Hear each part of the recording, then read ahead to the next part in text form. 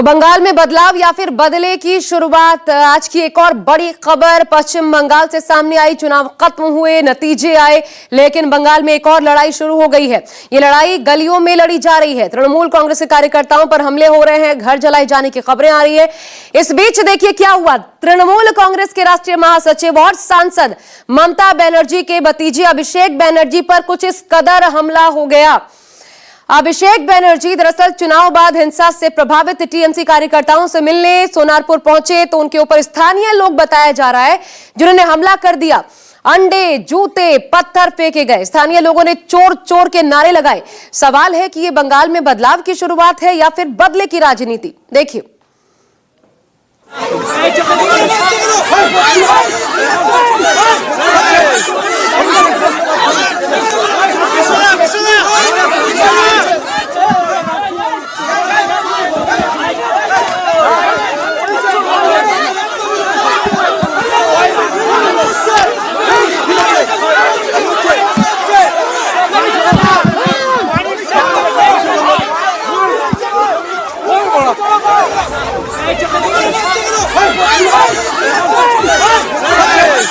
पश्चिम बंगाल में चुनाव के बाद राजनीतिक हिंसा का ये नया रूप है।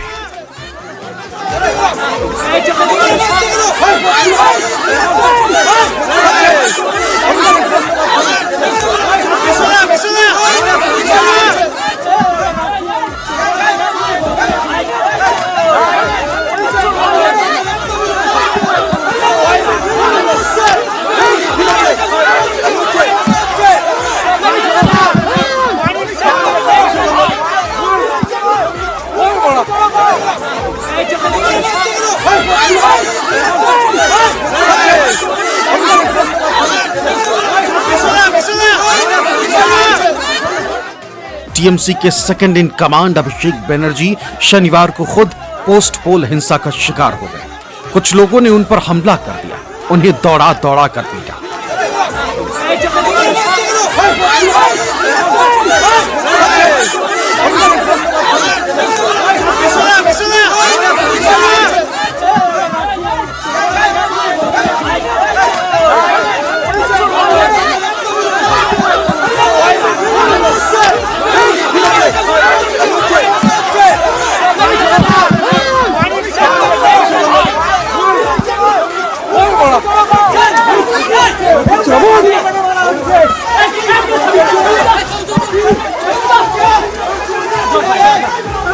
दरअसल अभिषेक बनर्जी चुनावी हिंसा में घायल हुए टीएमसी कार्यकर्ताओं से मिलने पहुंचे थे, लेकिन इसी दौरान उन पर हमला हो गया।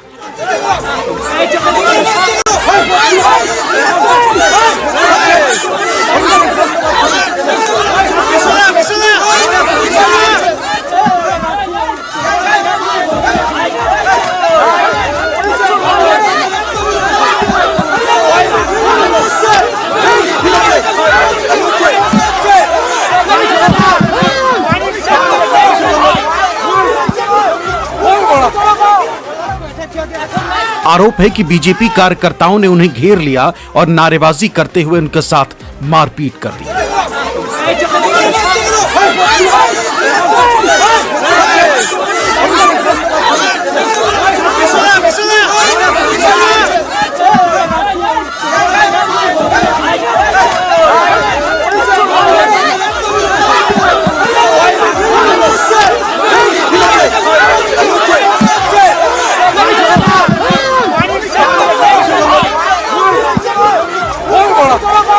लोगों ने उन पर अंडे फेंके, उनकी शर्ट फाड़ दी। अभिषेक को हेलमेट पहनाकर किसी तरह वहां से निकालना पड़ा। अभिषेक बनर्जी ने इसे बीजेपी कार्यकर्ताओं का हमला बताया। All BJP sponsored. अब देखिए क्या हाल किया गया है। यह है इनका लोकतंत्र का नमूना। 1 महीना हुआ नहीं। भाई तुम एक तो please sir, you are on the way to meet the post poll victims and अब देखिए पुलिस कहीं नहीं है। पुलिस को बहुत बार बोलने के बावजूद भी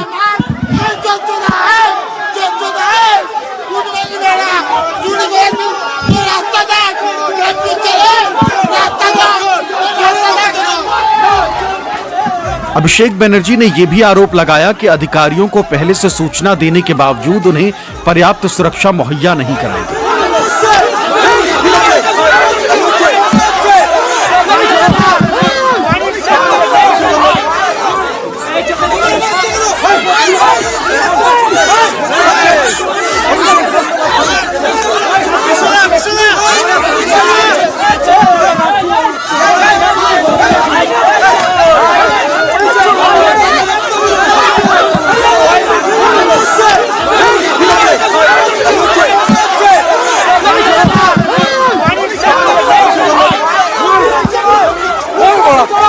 पश्चिम बंगाल में चुनाव के बाद जारी राजनीतिक बदले वाली हिंसा की ये सबसे ताजा और विभत्स तस्वीर है।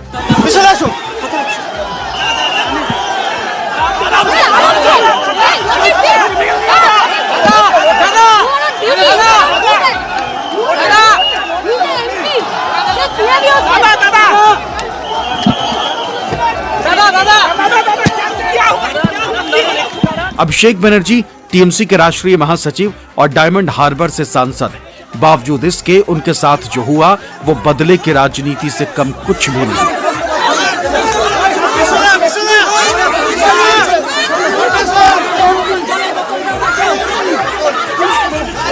दरअसल शनिवार को अभिषेक बनर्जी जब चुनाव बाद की हिंसा को लेकर बेले घाटा के बाद सोनारपुर पहुंचे तो उनके ऊपर स्थानीय लोगों ने हमला किया।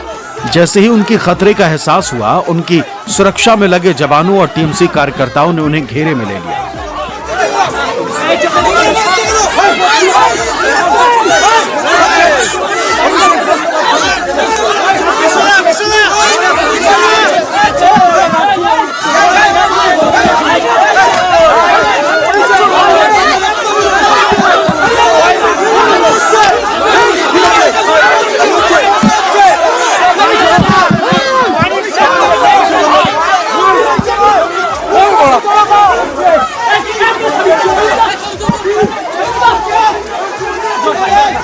सुरक्षा टीम के एक जवान ने उन्हें बाइक पर बिठाकर निकालने की कोशिश की, लेकिन इसी बीच कुछ स्थानीय महिलाओं ने उन पर अंडे फेंक दिए।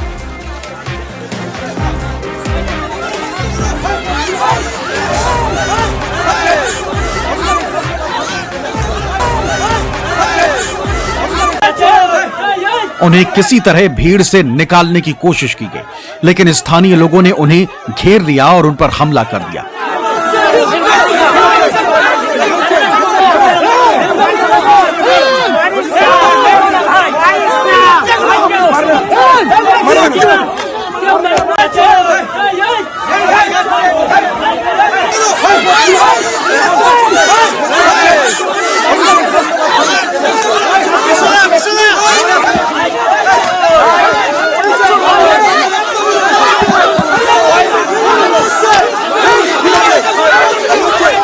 सैकड़ों लोगों और मीडिया के कैमरों के सामने अभिषेक बनर्जी पर थप्पड़ बरसाए जाने लगे।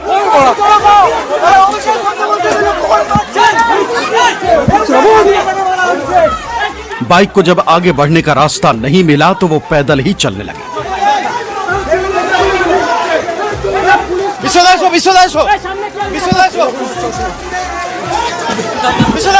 सुरक्षा घेरे में लेने की कोशिश के बावजूद ये देखिए, पीछे से लोग उनकी शर्ट खींच रहे। मीडिया के लोगों ने भी उन्हें बचाने की कोशिश की,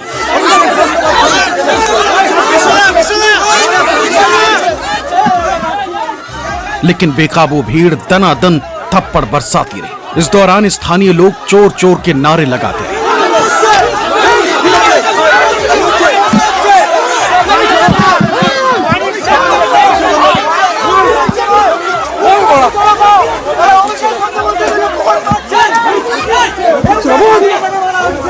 हमले के बाद अभिषेक को उनके सुरक्षा कर्मियों ने हेलमेट पहनाकर वहां से निकालने की कोशिश की।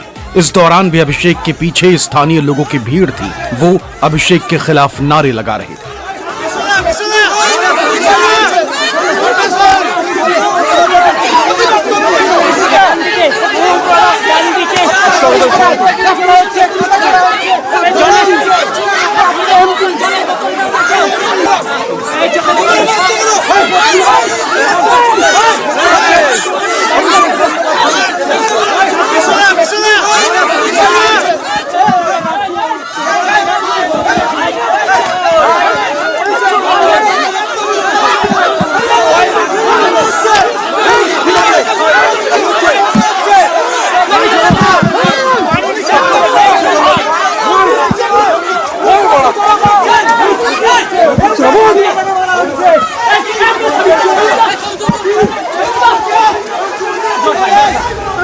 अभिषेक बनर्जी ने ये भी आरोप लगाया है कि अधिकारियों को पहले से सूचना देने के बावजूद उन्हें पर्याप्त सुरक्षा मुहैया नहीं कराई गई।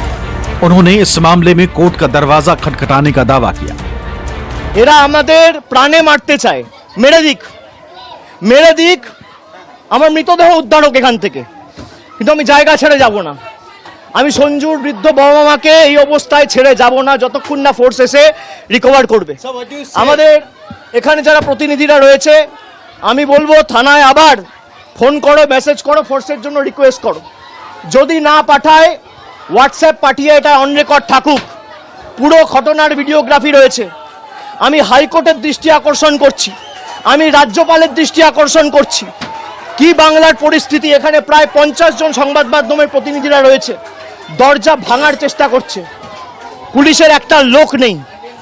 কি পরিস্থিতি হয়েছে আপনারা দেখুন। ये पूरी घटना सोनारपुर के कमराबाद इलाके की है। अभिषेक बनर्जी शनिवार शाम को अपनी पार्टी के एक मृत कार्यकर्ता के घर पहुंचे थे। वो करीब 4:30 बजे कमराबाद पहुंचे। इस दौरान बड़ी संख्या में प्रदर्शनकारी पहले से मौजूद थे। महिलाएं भी प्रदर्शन कर रही थीं। भारी विरोध को देखते हुए अभिषेक बनर्जी अपनी कार छोड़कर बाइक से इलाके के अंदर घुसने लगे। तभी प्रदर्शनकारियों ने पीड़ित के घर से कुछ 100 मीटर पहले उन्हें रोक दिया। उनके सामने चोर चोर के नारे लगाने शुरू कर दिए। इस दौरान उग्र भीड़ ने सड़क पर 2 मोटरसाइकिलें भी फेंक दी, जिससे वहां अफरा तफरी का माहौल बन गया।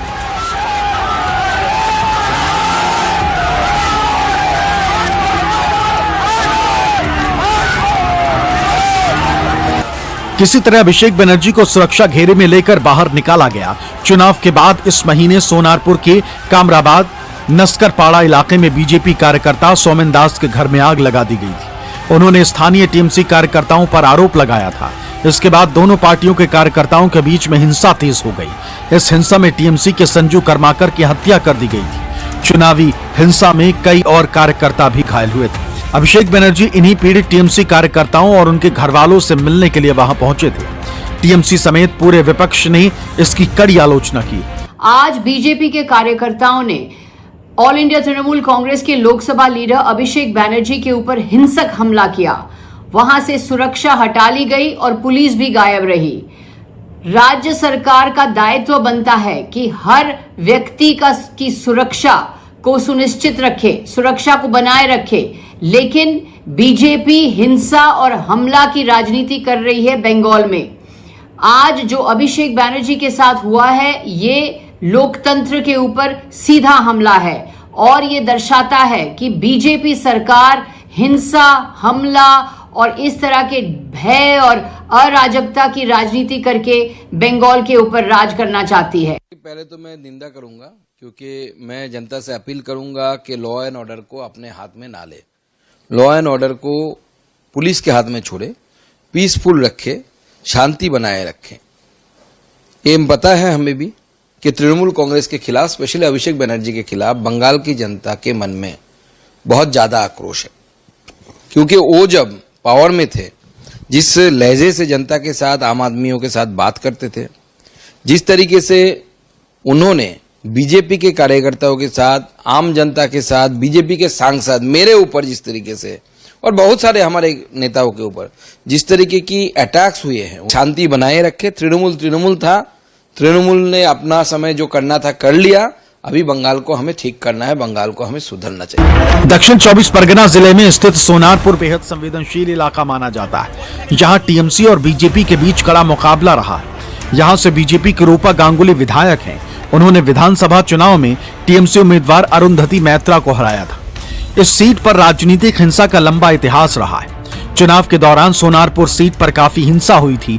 चुनावी प्रचार के दौरान शुरुआत में बीजेपी कार्यकर्ताओं के घरों पर हमला किया गया था, जिसका आरोप तृणमूल कांग्रेस के कार्यकर्ताओं के ऊपर लगा था। नई सरकार के शपथ ग्रहण के बाद से ही अभिषेक बनर्जी केंद्रीय एजेंसियों के रडार पर है। मारपीट की घटना से पहले शनिवार दोपहर सीआईडी की एक टीम अभिषेक बनर्जी के हरीश मुखर्जी रोड स्थित आवास शांति निकेतन पहुंची।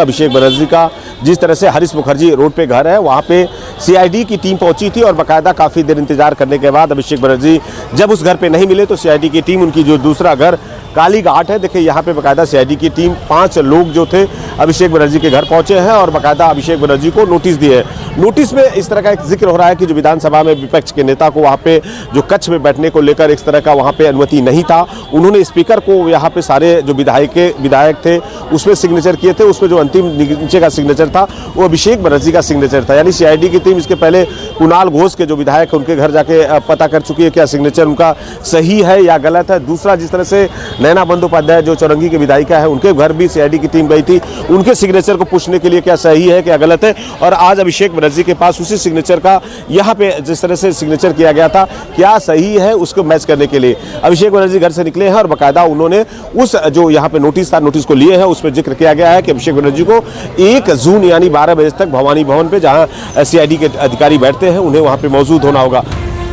जब सीआईडी के 4 अधिकारियों की टीम शांति निकेतन पहुंची तो घर का दरवाजा बंद मिला। अधिकारियों ने दरवाजा खटखटाया तो वो अंदर से बंद था। काफी देर तक बाहर इंतजार करने के बाद घर के अंदर से एक व्यक्ति बाहर आया। घर से निकले व्यक्ति ने अधिकारियों को बताया कि अभिषेक बनर्जी घर पर नहीं। सीआईडी ने औपचारिकता पूरी करते हुए उस व्यक्ति की पहचान नोट की और वहां से वापस चली गई। और सिर्फ ऑफिस स्टाफ रिसीव करेगा तो नहीं चलेगा, उन लोग बोला। कौन बोला? हाँ, जो सीआईडी साहब आया था रिसीव देने के लिए, नोटिस देने के लिए, वो नहीं, ऑफिस स्टाफ नहीं चलेगा, साहब को चाहिए। सीआईडी के जाने के बाद भी एहतियात के तौर पर हेयर स्ट्रीट थाने की पुलिस को आवास के बाहर तैनात रखा गया था। जैसे ही सूचना मिली अभिषेक बनर्जी ने बीजेपी पर बदले की कार्रवाई का आरोप लगाया।